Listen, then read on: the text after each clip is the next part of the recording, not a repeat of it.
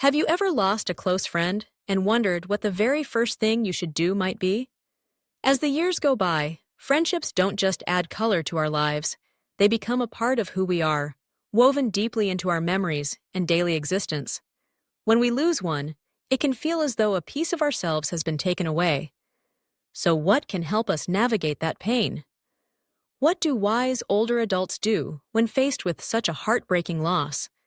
And most importantly, how can the first steps you take bring both comfort and healing instead of regret?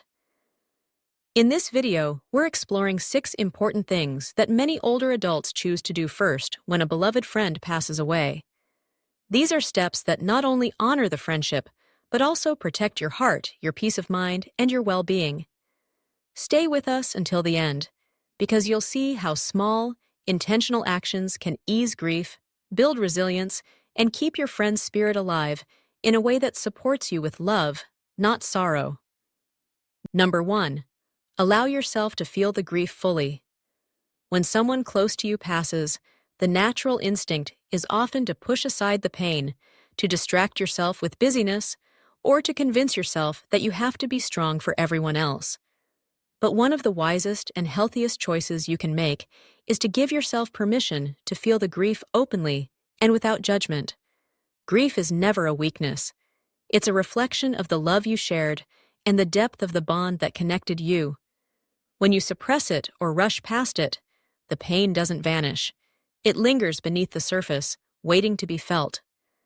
Allowing yourself to truly experience grief is not only natural, it's the first step toward real healing. Grief never disappears when you push it aside. It only gets tucked away, waiting to resurface later in ways that can be even harder to face. Experts in emotional resilience often explain that openly acknowledging sorrow, even if done quietly and privately, prevents it from hardening into something heavier, like deep regret or long-lasting sadness. Allowing yourself to cry, to sit in silence, or even to speak aloud to your friend's memory can be profoundly healing. Take Robert, a 74-year-old from Michigan, who lost his best fishing companion of more than 40 years. In the days that followed, he moved through his routine in a daze, completing chores, having conversations, but feeling as if he were only half present, almost sleepwalking. Then, one afternoon, he sat down by the lake where they had spent countless hours together. For the first time, he let the tears come freely. And in that release, something shifted. The weight of his grief didn't vanish, but it softened. It became a burden he could carry instead of a force that crushed him. Truly feeling your grief doesn't mean you're drowning in sorrow. It means giving your grief a seat at the table, acknowledging that your love was real, your loss is real, and your heart is allowed to ache. The path toward healing isn't about moving past grief. It's about moving with it, allowing it to teach you about the strength, tenderness, and resilience you still hold inside. Number 2. Reach out to other mutual friends or family members. When a close friend passes away, it's easy to feel isolated, as though no one else could possibly understand the depth of what you're going through. Yet, more often than not, others who loved that person are carrying pieces of the same grief too. One of the most healing steps you can take after losing a close friend is to reach out to others who knew and loved them as well. Sharing stories, treasured memories, and even tears with people who feel the same loss creates a circle of comfort that none of us can build on our own. It's a reminder that you're not grieving in isolation. The life your friend lived touched many others, and that invisible thread of connection still links you together. Grief counselors often explain that talking with others who share your loss does more than ease the ache of loneliness. It helps organize and honor the memories, turning them into something collective and lasting rather than something private and painful. Instead of carrying them alone, you weave them into a shared legacy. Consider Eleanor, a 77-year-old from Pennsylvania who lost her childhood friend, Betty. Rather than retreating into her own sadness, she reached out to a few of their old classmates and suggested meeting at their favorite diner. Over coffee, with moments of laughter and quiet tears, they remembered Betty together. The funny phrases she always said, the way her presence lit up any room. That gathering didn't erase the pain, but it wrapped it in something gentler, something survivable. Grief has a way of making the world feel smaller, almost closed in. Reaching out, however, makes it feel connected again. You don't have to carry every memory by yourself. Sometimes a shared story, a smile, or even a silence with someone who misses your friend too can lighten your heart in ways you never expected. If you're still watching this video and finding these insights meaningful, please comment number 2 below to let me know you're here. And if you haven't subscribed yet, now is the perfect time. Subscribe and turn on the notification bell so you never miss another video. Your support allows us to keep creating meaningful content that informs, encourages, and inspires. Now, let's move forward. Number 3. Write a personal letter to your friend who passed. Sometimes, the hardest part of losing a close friend isn't what was spoken. It's all the words that were left unsaid. The thank yous that never slipped past your lips, the "I'm proud of you" moments you meant to share, or even the simple "I love you" that time, hesitation, or routine pushed aside. One private but powerful way that many wise older adults cope with this is by writing a letter to their departed friend. A real letter, on paper, as though they were still here to read it. Grief specialists often recommend this practice because it provides a safe and sacred space to release what is still sitting in your heart: gratitude, regrets, cherished memories, or even small everyday details you wish you could still share. Putting these feelings into words transforms what once felt overwhelming and unspeakable into something tangible, something you can see, hold, and even reread when you need to feel connected again. Take Harold, an 81-year-old from Oregon, who lost his neighbor and fishing companion of nearly 30 years. A few weeks after the funeral, Harold sat down at his kitchen table, pulled out a pen and paper, and wrote to his friend. He told him about the catch of the day, how the tomatoes in the garden were coming in, and how much he missed their early morning talks. When he finished, he folded the letter and slipped it inside his old tackle box. The pain of loss didn't disappear, but Harold felt something shift. The act of writing made him feel closer, more at peace, as though the bond they shared was still alive in a new way. You don't ever have to show the letter to anyone else. It isn't about grammar, spelling, or getting the words perfect. What matters is honoring the bond you shared and giving yourself permission to express the words still resting in your heart. Sometimes, the greatest healing doesn't come from whether they can hear you. It comes from the act of saying it, for yourself and for them. Number 4. Create a small ritual or tribute. When someone you love passes away, the days that follow often feel hollow, as if the natural rhythm of life has been broken.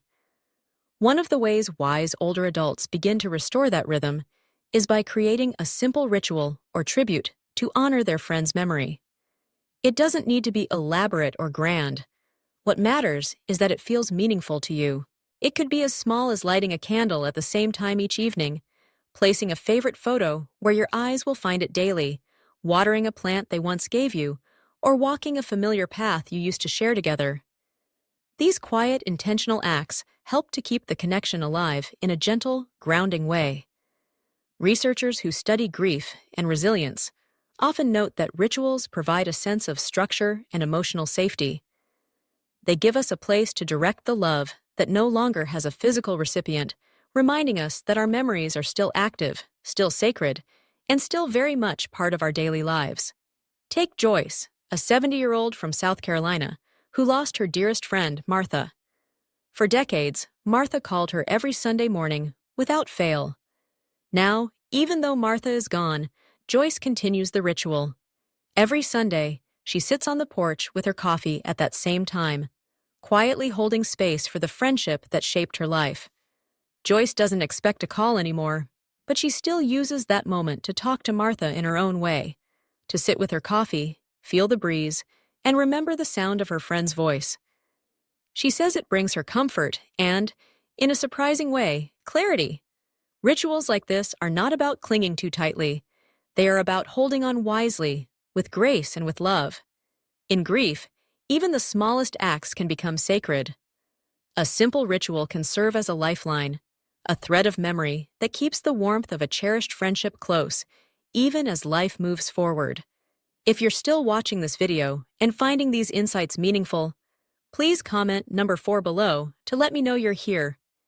And if you haven't subscribed yet, I encourage you to do so and turn on the notification bell so you never miss our future videos. Your support allows us to continue creating thoughtful content that both informs and inspires. Now, let's move forward. Number 5. Take care of your physical and emotional health. In the days immediately following the loss of a close friend, it's easy to forget about yourself. Meals lose their flavor, sleep becomes elusive, and the simple daily routines that once kept you grounded may quietly slip away without you even realizing it. Wise older adults understand that tending to both body and spirit during grief isn't selfish, it's essential. Grief is a heavy burden, and your body feels its weight just as deeply as your heart does. Health professionals often remind us that during times of mourning, the immune system weakens, appetite shifts, and energy levels drop. If these physical needs are ignored, they can quietly pull you further into sadness or even lead to illness, making recovery much harder. Think about Walter, a 79-year-old from Ohio who lost his closest friend of more than 50 years. In the weeks that followed, his routines slowly unraveled.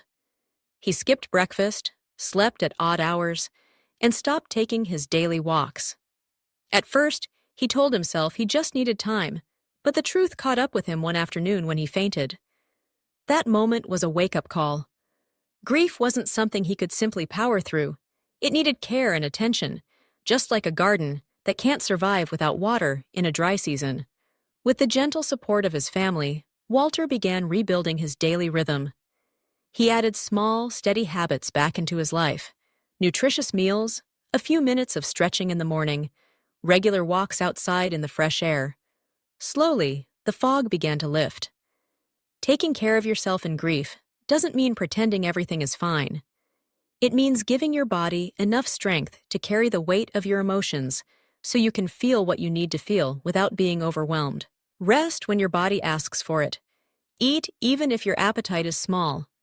Move your body gently, even if it's just for a few minutes at a time. Healing takes energy, and your health is the foundation that allows you to keep moving forward, one careful, loving step at a time. Number 6. Reflect on how your friend's life influenced yours. When someone you love passes away, the ache they leave behind can feel beyond words. Yet wise older adults understand that alongside the pain lies an invitation, the chance to reflect on how that friend shaped the person you are today.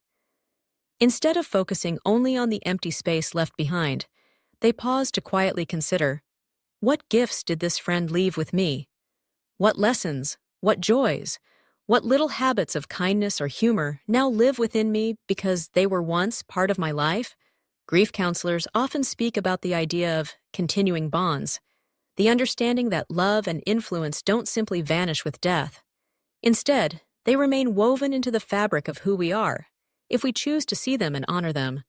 Take Joan, a 76-year-old from Vermont, who lost her dear friend Sylvia. Sylvia had always encouraged her to try new things, to be bold and adventurous, but life's routines had a way of postponing those dreams. A few weeks after Sylvia's passing, Joan finally signed up for a pottery class, something the two of them had often talked about but never managed to do. She said that every time she sat at the wheel, she could almost feel Sylvia's spirit beside her, laughing at her wobbly bowls, cheering her on as if to say, "You can do this!" Carrying a friend's spirit forward doesn't mean clinging to sadness forever. It means allowing their best qualities to live on through your actions, your choices, and your courage. Grief doesn't erase a relationship.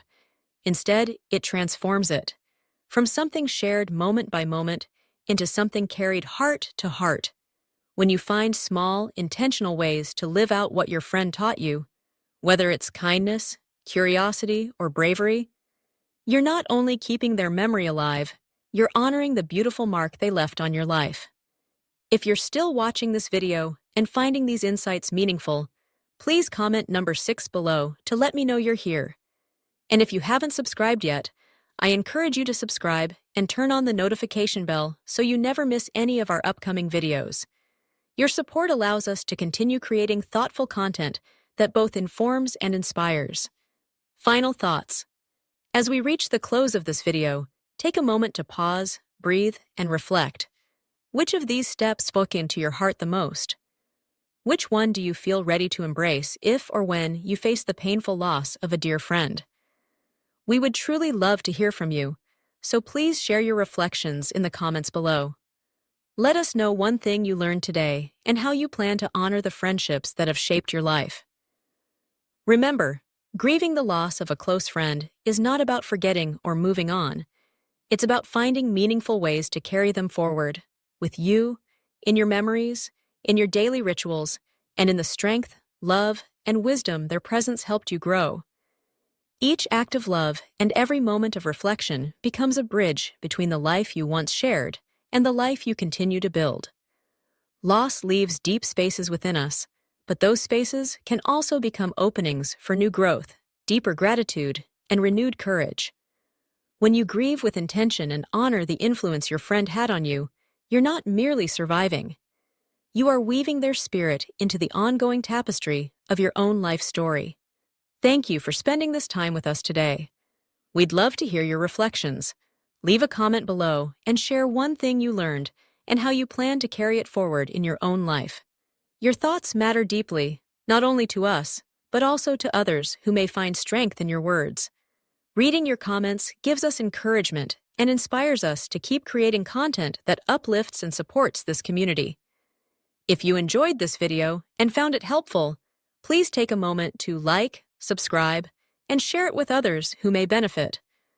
Your support allows us to continue creating meaningful content designed to inform, inspire, and guide.